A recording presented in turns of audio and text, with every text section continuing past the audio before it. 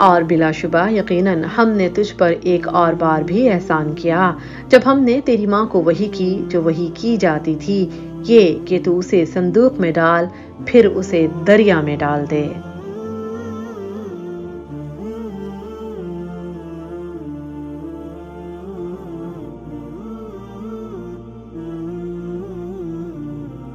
اللہ تعالیٰ نے حکمت اور نبوت بنی اسرائیل کو موسیٰ علیہ السلام کی وجہ سے عطا کی۔ قرآن کریم کی سورہ جاسیہ میں ہے، اور بلا شبہ یقیناً ہم نے بنی اسرائیل کو کتاب، حکم اور نبوت دی، اور موسیٰ علیہ السلام بنی اسرائیل سے ہیں نہ کہ مصری ہیں۔ یہ بات بھی قابل ذکر ہے کہ بنی اسرائیل حضرت یعقوب علیہ السلام کی اولاد سے ہیں۔ بنی اسرائیل مصر میں بے حد بھیانک اور ہولناک احوال سے گزر رہے تھے۔ فرعون کے حکم سے ان پر بے پناہ مظالم ڈھائے جا رہے تھے۔ ان میں عمران، جسے عبرانی یا عمرام کہتے ہیں، بن قاہت بن لاوی بن یعقوب نامی ایک نہایت شریف النفس اور باعزت آدمی تھا۔ اس نے اپنی پھوپھی یوکابد بنت لاوی سے نکاح کر لیا تھا، جیسا کہ تورات کے سفر خروج باب 2 کی آیت 60 میں تفصیل کے ساتھ درج ہے کہ عمران نے یوکابد سے شادی کر لی اور اس نے ہارون اور موسیٰ 2 بیٹے جنم دیے۔ یہ بات بھی نہایت توجہ کے قابل ہے کہ شریعت موسوی کے نازل ہونے تک پھوپھیوں کے ساتھ نکاح کی حرمت کا حکم نہیں تھا۔ اس کی ممانعت موسیٰ علیہ السلام کے بنی اسرائیل کو مصر سے لے کر جانے کے بعد نازل ہوئی۔ جب یوکابد نے موسیٰ علیہ السلام کو جنم دیا تو فرعون کے ان سرکاری کارندوں سے آپ علیہ السلام کو آپ کی والدہ نے چھپا کر رکھا، جو بنی اسرائیل کے ہاں پیدا ہونے والے لڑکوں کو ڈھونڈ ڈھونڈ کر قتل کر رہے تھے۔ چنانچہ تقریباً 3 مہینے تک آپ علیہ السلام کی والدہ نے آپ علیہ السلام کو لوگوں کی نظروں سے چھپائے رکھا۔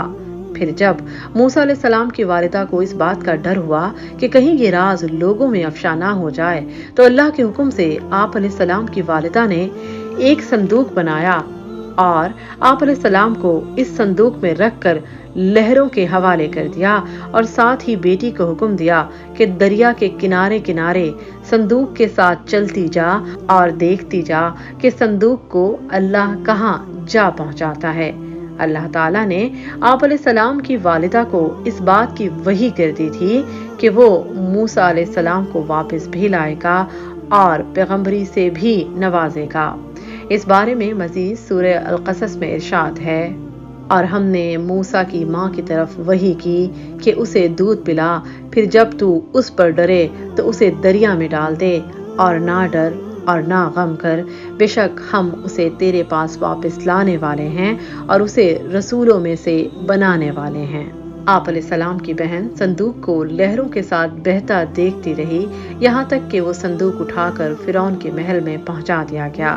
اس بارے میں مزید سورہ القصص میں ارشاد ہے، تو فرعون کے گھر والوں نے اسے اٹھا لیا تاکہ آخر ان کے لیے دشمن ہو اور غم کا باعث ہو۔ بے شک فرعون اور حامان اور ان کے لشکر خطا کار تھے۔ فرعون کی بیوی کی نگاہ جب موسیٰ علیہ السلام پر پڑی تو اسی لمحے اللہ تعالیٰ نے اس کے دل میں آپ علیہ السلام کی محبت ڈال دی۔ چنانچہ اس نے مصریوں کو منع کر دیا کہ اس بچے کو ہرگز قتل نہ کریں، اور کہا کہ کیا معلوم آگے چل کر یہی بچہ میری اور فرعون کی آنکھوں کی ٹھنڈک بنے اور ہمیں فائدہ دے اور ہم اسے اپنا بیٹا بنا لیں۔ اسی بارے میں مزید سورہ القصص میں ارشاد ہے، اور فرعون کی بیوی نے کہا، یہ میرے لیے اور تیرے لیے آنکھوں کی ٹھنڈک ہے، اسے قتل نہ کرو، امید ہے کہ وہ ہمیں فائدہ پہنچائے یا ہم اسے بیٹا بنا لیں، اور وہ سمجھتے نہ تھے۔ رب تعالیٰ کی وہ تدبیر جو اس نے موسیٰ علیہ السلام اور اس کی والدہ کے لیے اختیار کی وہ یہ تھی کہ قدرت کے ہاں یہ بات طے تھی کہ آپ علیہ السلام کی والدہ ہی آپ علیہ السلام کی آیا بنیں گی، اور آپ علیہ السلام کو دوبارہ اپنی والدہ کے گھر میں لوٹا دیا جائے گا، بلکہ آپ علیہ السلام کی والدہ کے لیے رضاعت کی اجرت بھی مقرر کی گئی۔ اگر آپ نے ابھی تک ہمارا چینل سبسکرائب نہیں کیا تو ہمارے چینل کو سبسکرائب کیجیے۔ چنانچہ آپ علیہ السلام کی والدہ اطمینان قلب کے ساتھ موسیٰ علیہ السلام کو دودھ پلانے گھر لے آئیں۔ اسی بارے میں مزید سورہ القصص میں ارشاد ہے، اور موسیٰ کی ماں کا دل خالی ہو گیا۔ یقیناً وہ قریب تھی کہ اسے ظاہر کر ہی دیتی اگر یہ بات نہ ہوتی کہ ہم نے اس کے دل پر بند باندھ دیا تھا تاکہ وہ ایمان والوں میں سے ہو۔ اور اس کی صورت قدرت کی طرف سے یہ مقرر کی گئی کہ آپ علیہ السلام نے کسی بھی آیا کا دودھ پینے سے انکار کر دیا اور دودھ پلانے والیوں نے بہترین کوششیں کی مگر ناکام رہی۔ یہ رب تعالیٰ کا آپ علیہ السلام کی والدہ پر رحم تھا جو آپ علیہ السلام نے کسی کا بھی دودھ پینے سے انکار کر دیا تھا۔ دوسری جانب موسیٰ علیہ السلام کی بہن اس وقت صندوق کے ساتھ ساتھ چلتی وہاں تک جا پہنچی اور اس نے دیکھا کہ موسیٰ علیہ السلام تو کسی عورت کا دودھ ہی نہیں پی رہے، تو اس نے آگے بڑھ کر مصری عورتوں کو اس بات کی پیشکش کی کہ وہ ایک ایسی عبرانی عورت کو جانتی ہے جو اسے ضرور دودھ پلائے گی۔ اسی بارے میں سورہ القصص میں مزید بتلایا گیا ہے، اور ہم نے اس پر پہلے سے تمام دودھ حرام کر دیے۔ تو اس نے کہا کیا میں تمہیں ایک گھر والے بتلاؤں جو تمہارے لیے اس کی پرورش کریں اور وہ اس کی خیر خواہ ہوں۔ موسیٰ علیہ السلام کی اس بہن کا نام مریم تھا۔ فرعون نے مریم کی اس بات کو غور سے سنا اور اس آیا کو بلوایا گیا۔ مریم لپک کر اپنی والدہ کو لے آئیں اور موسیٰ علیہ السلام نے فوراً ان کا یعنی اپنی ہی سگی ماں کا دودھ پینا شروع کر دیا۔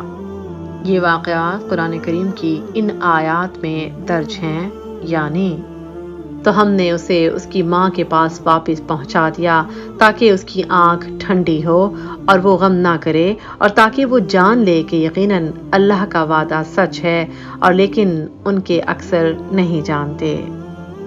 یہ بات بھی انتہائی توجہ کے قابل ہے کہ یہ واقعات سفر خروج یعنی تورات میں بھی درج ہیں، لیکن اس میں کچھ تضاد موجود ہے۔ قرآن کریم بتلاتا ہے کہ آپ علیہ السلام کو فرعون کی بیوی نے گود لیا، جبکہ تورات کے مطابق آپ علیہ السلام کو گود لینے والی فرعون کی بیٹی تھی۔ دوسرا اہم فرق یہ بھی ہے کہ قرآن کریم بتلاتا ہے کہ رب تعالیٰ نے آپ علیہ السلام کی والدہ کے دل پر وحی نازل کی کہ وہ اپنے بچے کو صندوق میں ڈال کر دریا کی لہروں کی نظر کر دے، جبکہ تورات کے مطابق آپ علیہ السلام کی والدہ نے پہلے مرحلے میں ہی آپ علیہ السلام کو دریا کے ساحل پر ڈال دیا تھا۔ اسی بارے میں مزید سورہ طٰہٰ میں ارشاد ہے، جب ہم نے تیری ماں کو وحی کی جو وحی کی جاتی تھی، یہ کہ تو اسے صندوق میں ڈال، پھر اسے دریا میں ڈال دے، پھر دریا اسے کنارے پر ڈال دے۔ جب مدت رضاعت پوری ہونے کے قریب تھی تو آپ علیہ السلام کی والدہ آپ علیہ السلام کو لے کر قصر فرعون جا پہنچی ہوں گی۔ اب آپ علیہ السلام کی تربیت فرعون کے شاہی محل میں شاہی طریقوں اور آداب کے ساتھ ہونے لگی۔ جب حضرت موسیٰ علیہ السلام تھوڑے بڑے ہوئے تو اللہ تعالیٰ نے آپ علیہ السلام کو حکمت، علم و دانش اور قوت فیصلہ کی دولت سے مالا مال کر دیا، جس سے آپ علیہ السلام کی روحانی تربیت بھی اپنے کمال کو پہنچ گئی۔ سورہ القصص میں ارشاد باری تعالیٰ ہے، اور جب وہ اپنی جوانی کو پہنچا اور پورا طاقتور ہو گیا تو ہم نے اسے قوت فیصلہ اور علم عطا کیا، اور اسی طرح نیکی کرنے والوں کو ہم بدلہ دیتے ہیں۔ قرآن کریم بتلاتا ہے کہ حضرت موسیٰ علیہ السلام کی والدہ نے موسیٰ کو فرعون کی بیوی جبکہ تورات کے مطابق فرعون کی بیٹی کے سپرد کیا، اور اس نے آپ علیہ السلام کا نام موسیٰ رکھا، اور اس کی وجہ یہ بتلائی کہ میں نے اسے پانی سے لیا ہے، اس لیے اس کا نام موسیٰ رکھا، یعنی پانی سے نکالا ہوا۔ حضرت موسیٰ علیہ السلام فرعون کے شاہی محل میں تربیت پاتے رہے۔ جوانی کی دہلیز پر قدم رکھا تو بڑے طاقتور اور بھرپور جوان نکلے، اور بہت جلد آپ علیہ السلام کو یہ بھی معلوم ہو گیا کہ آپ علیہ السلام دراصل اسرائیلی ہیں۔ آپ علیہ السلام کو یہ بھی معلوم ہو گیا تھا کہ فرعون نے اسرائیلیوں پر مظالم کی انتہا کر رکھی تھی۔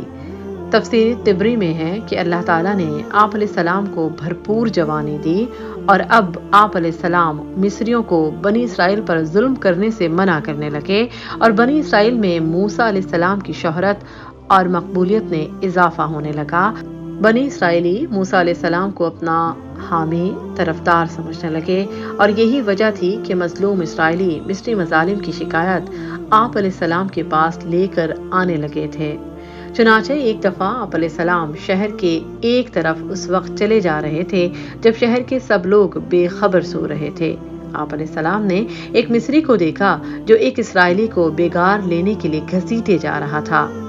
اس نے جیسے ہی آپ علیہ السلام کو دیکھا تو مدد کے لیے پکار بیٹھا۔ اس واقعے کو سورہ القصص کی ان آیات نے درج کیا گیا ہے۔ تو جو اس کی قوم سے تھا اس نے اس سے اس کے خلاف مدد مانگی جو اس کے دشمنوں سے تھا، تو موسیٰ نے اسے گھونسا دے مارا تو اس کا کام تمام کر دیا۔ اس شخص کے پکارنے پہ موسیٰ علیہ السلام غصے کے عالم میں اس مصری کی طرف بڑھے اور اسے مکہ مارا، اور یہ مصری آپ علیہ السلام کے مکے کی تاب نہ لا سکا اور جاں بحق ہو گیا۔ چنانچہ آپ علیہ السلام نے اسے دفن کر دیا۔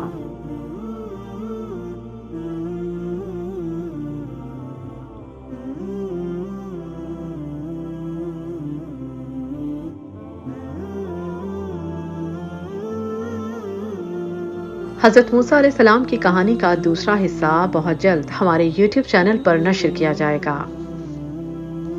اگر آپ کو ہماری ویڈیو اچھی لگی تو لائک کریں اور اپنے دوستوں کے ساتھ شیئر کریں تاکہ ہم ایسی ویڈیوز آگے بھی بناتے رہیں۔ ایسی مزید ویڈیوز دیکھنے کے لیے ہمارا چینل سبسکرائب کریں، بیل آئیکن کو لازمی پریس کریں۔ شکریہ۔